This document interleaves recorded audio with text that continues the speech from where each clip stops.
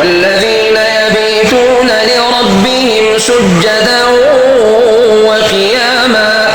والذين يقولون ربنا اصرف عنا عذاب جهنم إن عذابها كان غراما إنها ساءت مستقرا ومقاما والذين إذا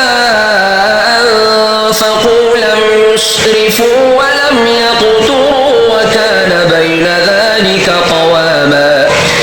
والذين لا يدعون مع الله إلها آخر ولا يقتلون